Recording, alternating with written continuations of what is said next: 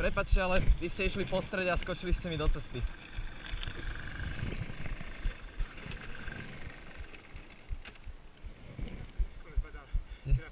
Ste v poriadku? No tak to vydrží všetko toto. Len... Ja som myslel, že viete, lebo...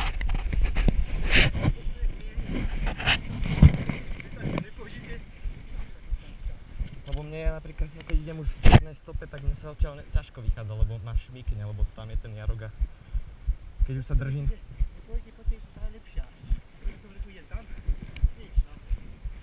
No, je mi to ľúto, každopádne, nechcel som...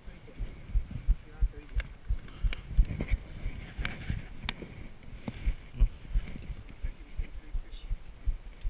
To by bolo skoro zle, keby som vám niečo spravil, no lebo ja už by som potlačil, keby náhodou.